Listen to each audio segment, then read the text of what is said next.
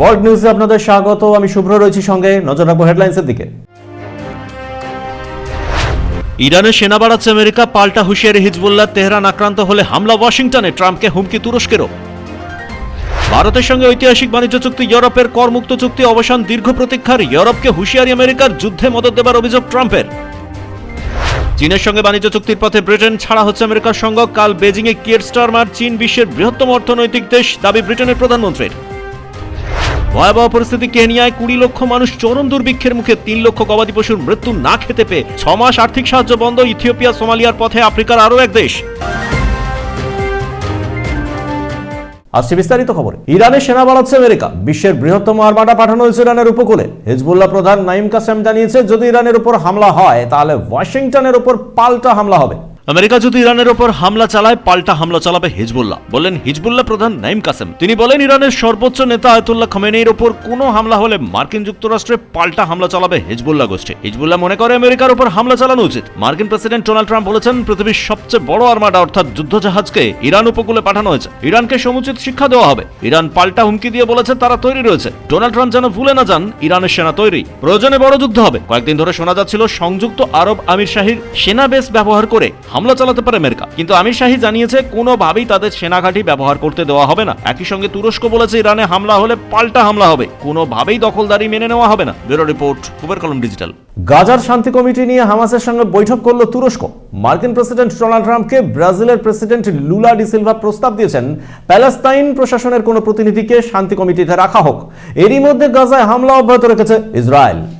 গাজার শান্তি কমিটি নিয়ে হামাস নেতাদের সঙ্গে বৈঠক করে তুরস্ক। আঙ্কারায় দীর্ঘ বৈঠক হয় তুরস্কের বিদেশমন্ত্রী হাকান খিদানের সঙ্গে। বৈঠকে সিদ্ধান্ত হয়েছে, এই শান্তি কমিটি গাজায় শান্তি বজায় রাখার জন্য সব ধরনের চেষ্টা চালিয়ে যাবে। একই সঙ্গে তারা প্রস্তাব দিয়েছে, যেহেতু প্যালেস্তাইনকে নিয়েই সমস্যা ইসরায়েলের, ফলে প্যালেস্তাইন সরকারের প্রতিনিধিকে রাখা হোক এই শান্তি কমিটিতে। একই প্রস্তাব দিয়েছেন ব্রাজিলের প্রেসিডেন্ট লুলা ডি সিলভা। মার্কিন প্রেসিডেন্ট ডোনাল্ড ট্রাম্পের সঙ্গে লুলা ডি সিলভার প্রায় 50 মিনিট ধরে টেলিফোনে কথা হয়। সেখানে গাজা, প্যালেস্তাইন, গ্রিনল্যান্ড ও ভেনেজুয়েলার প্রসঙ্গ উঠেছে। সম্ভবত আগামী সপ্তাহে প্যালেস্তাইন ও ভেনেজুয়েলা নিয়ে ট্রাম্পের সঙ্গে বৈঠক করতে ওয়াশিংটন যাচ্ছেন লুলা ডি সিলভা। গত বছর অক্টোবরে মার্কিন প্রেসিডেন্টের সঙ্গে তার কথা হয়েছিল। তারপর গতকাল দীর্ঘ কথা হয়। গাজায় এখনো হামলা অব্যাহত রেখেছে ইসরায়েল। জেরুজালেমে ইহুদি অনুপ্রবেশকারীরা হামলা চালাচ্ছে মুসলিমদের উপর। আজ সকালে ইতালির 2 সেনার উপর গুলি চালানোর চেষ্টা করে ইহুদি অনুপ্রবেশকারীরা। এই ইহুদিরা ঘিরে ফেলে ইতালির সেনাদের গাড়ি। এ নিয়ে উত্তেজনা ছড়ায়। ইসরায়েলের রাষ্ট্রদূতকে তলব করেছে ইতালি। বলা হয়েছে, আন্তর্জাতিক নিয়ম মেনে ইতালির এই সেনারা টহল দিচ্ছিলেন জেরুজালেমে। মুসলিমদের উপর গুলি চালাচ্ছিল ইহুদি অনুপ্রবেশকারীরা। বাধা দেয় ইতালির সেনা, তখন তাদের খুনের চেষ্টা হয়। ব্যুরো রিপোর্ট, কুবের কলম ডিজিটাল। ভারতের সঙ্গে বৃহত্তম বাণিজ্য চুক্তি করল ইউরোপীয় ইউনিয়ন। দিল্লিতে এই চুক্তি স্বাক্ষরিত হলো। আমেরিকা বলেছে, ইউরোপ যুদ্ধে মদদ দেওয়ার জন্যই ভারতের সঙ্গে বাণিজ্য চুক্তি করেছে। ইউরোপ যুদ্ধে মদদ দিচ্ছে বলেন আমেরিকার অর্থ সচিব বেসেন্ট। তিনি বলেন, ইউরোপ পরোক্ষভাবে ইউক্রেন রাশিয়া যুদ্ধে মদদ দিচ্ছে। এটা এক ধরনের যুদ্ধ অপরাধ। সরাসরি মদদ দিচ্ছে না ঠিকই, তবে রাশিয়াকে মদদ দিচ্ছে ইউরোপ। ভারতের সঙ্গে যে mother of all trade deal গতকাল সাধারণতন্ত্র দিবসে ঘোষণা করেছেন উর্সুলা ভন, তাতে বোঝা যাচ্ছে যুদ্ধে মদদ দিচ্ছে ইউরোপ। রাশিয়া ও ইরান থেকে তেল কেনার জন্য ভারতের উপর 25% কর বসানো হয়েছে। প্রয়োজনে ইউরোপের উপর কর বসানো হবে। ইউরোপের সঙ্গে ভারতের দীর্ঘদিন ধরে আটকে ছিল বাণিজ্য চুক্তি। শেষ পর্যন্ত সেই চুক্তি হলো দিল্লিতে। ইউরোপ জানিয়েছে, এই চুক্তির ফলে উপকৃত হবেন সাধারণ মানুষ। মার্কিন প্রেসিডেন্ট ডোনাল্ড ট্রাম্প অবশ্য এই চুক্তি ঠিকভাবে নেননি। তিনি বলেছেন, এই চুক্তি সাধারণ মানুষের কোনো উপকারে আসবে না, বরং যুদ্ধকে মদদ দেবে। ভারতের প্রধানমন্ত্রী নরেন্দ্র মোদীর সঙ্গে গ্রিনল্যান্ড নিয়ে আলোচনা হয়েছে ইউরোপের। ব্যুরো রিপোর্ট, কুবের কলম ডিজিটাল। চীনে যাচ্ছেন ব্রিটেনের প্রধানমন্ত্রী কিয়ের স্টারমার। বেজিং এর সঙ্গে বাণিজ্য চুক্তি করবেন তিনি। স্টারমার বলেছেন, আমেরিকা ছেড়ে চীনের সঙ্গে বাণিজ্য করা অনেক বেশি লাভজনক।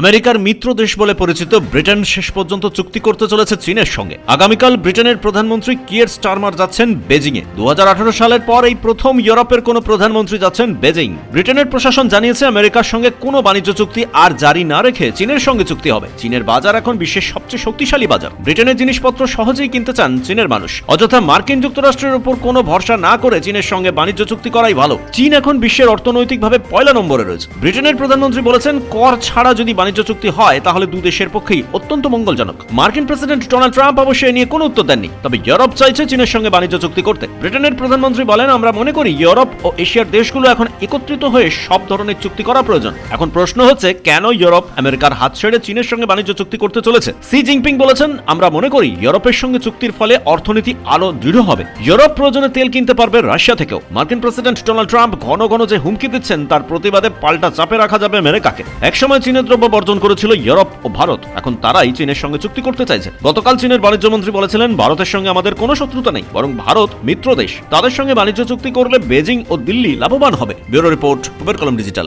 ভয়ঙ্কর পরিস্থিতি তৈরি হয়েছে কেনিয়ায়। 20 লক্ষ মানুষ চরম দুর্ভিক্ষের মুখে। গত 6 মাসে 30 লক্ষ গবাদি পশুর মৃত্যু হয়েছে।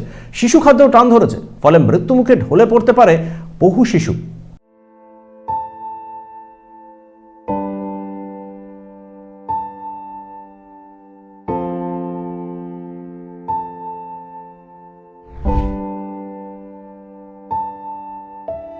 ভয়াবহ পরিস্থিতি কেনিয়ায়। 20 লক্ষ মানুষ চরম দুর্ভোগে রয়েছেন। গত বছর অক্টোবর থেকে এখনো পর্যন্ত কোনো বৃষ্টি হয়নি, ফলে চরম দুর্ভিক্ষের মুখে পড়েছে উত্তর কেনিয়া। খাবার জল আনতে 30 থেকে 40 কিলোমিটার পথ যেতে হচ্ছে। খরা শুরু হওয়ায় খাবার দিতে না পেরে একের পর এক গবাদি পশুর মৃত্যু হয়েছে। শিশুরা এখন মৃত্যুর মুখে ঢলে পড়তে পারে বলে আশঙ্কা প্রকাশ করছেন কেনিয়ার মানুষ। গত 40 বছরে এমন ভয়াবহ পরিস্থিতি তৈরি হয়নি উত্তর কেনিয়ায়। 30 লক্ষ গবাদি পশুর মৃত্যু হয়েছে। 2 লক্ষ মানুষের জন্য কেবলমাত্র 8 টিন দুধ পাঠিয়েছে প্রশাসন।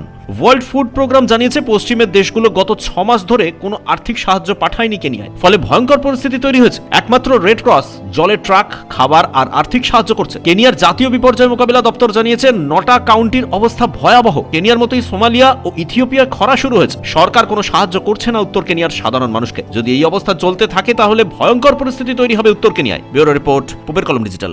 এখন একটা ছোট্ট বিরতি, চোখ রাখুন পুবের কলম ডিজিটাল।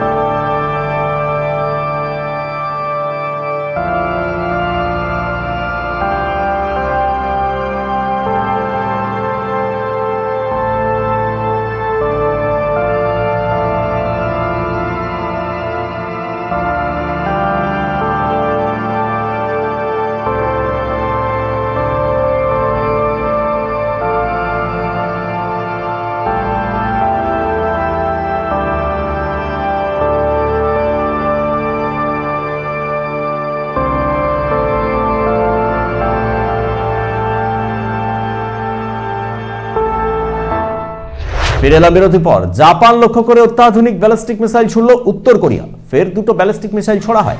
রাজনৈতিক বিশেষজ্ঞরা বলছেন, আমেরিকা আর দক্ষিণ কোরিয়াকে চাপে রাখতেই ব্যালিস্টিক মিসাইল ছোড়া হয়েছে।